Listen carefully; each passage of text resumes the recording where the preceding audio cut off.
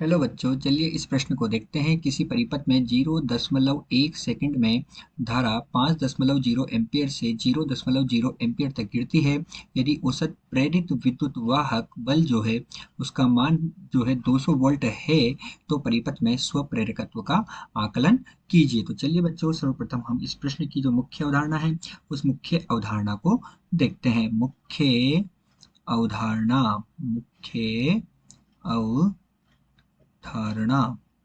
तो इस प्रश्न की मुख्य अवधारणा में हम देखते हैं कि हमारे पास क्या है। यह एक कुंडली है। सर्वप्रथम हम क्या कर रहे हैं, एक कुंडली का निर्माण कर रहे हैं। तो ये हमारे पास क्या है, एक कुंडली है। हमने एक कुंडली का निर्माण किया।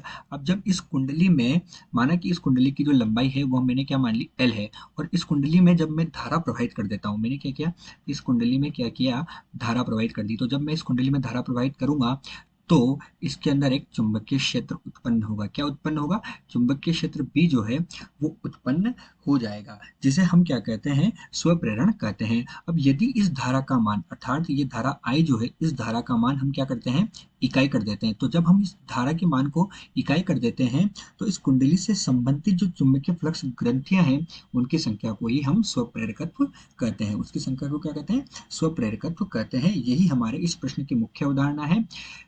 चलिए बच्चों, अब हम इस प्रश्न में जो दिया हुआ है उन को लिखते हैं। तो हमें क्या क्या दिया हुआ है, जो चीजें हमें दी हुई है उनकी हम बात करेंगे। दिया है, सर्वप्रथम हमें क्या दिया है, तो सर्वप्रथम हमें जो विद्युत वाहक बल है उसका मान कितना दिया हुआ है, 200 वोल्ट, अर्थात 200 वी हमें इसका मान दिया है।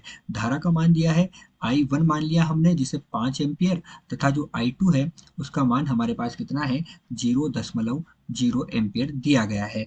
और जो समय है उस समय में परिवर्तन हमें कितना दिया गया है, 0.1 सेकंड हमें समय में परिवर्तन दिया गया है। और हमें किसका मान निकालना है, स्वप्रेरकत्व का मान निकालना है, जिसे हम किससे प्रदर्शित करते हैं, एल से। अतः हमें एल का मान यहाँ पर ज्ञात करना है। तो चलिए बच्चों, अब हम मुख्य अवधारणा के आधार पर प्रश्न को हल करेंगे। तो हम क्या कर रहे हैं, प्रश्न का हल कर रहे हैं मुख्य अवधारणा के आधार पर। तो हम जानते हैं कि जो विद्युत वाहक बल होता है E, वो बराबर होता है ऋण एल डी आई बटे डी टी के, जहाँ एल क्या है, हमारे पास स्वप्रेरकत्व होता है, डी आई धारा में परिवर्तन है और डी टी समय में परिवर्तन है। ये क्या होता है, स्वप्रेरकत्व।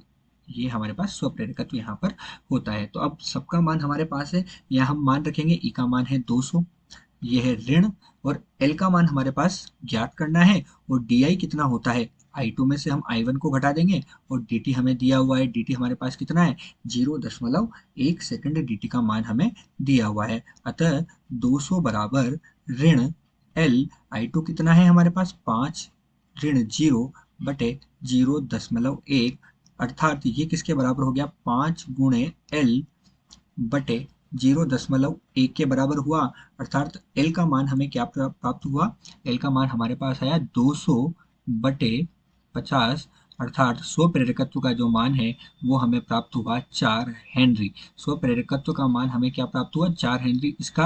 इसकी जो इकाई होती है वो हेनरी होती है। अतः बच्चों, दिया गया जो प्रश्न है, इस दिए गए प्रश्न में स्व प्रेरकत्व का मान 4 हेनरी प्राप्त हुआ। आशा करते हैं आपको प्रश्न समझ में आया होगा। धन्यवाद।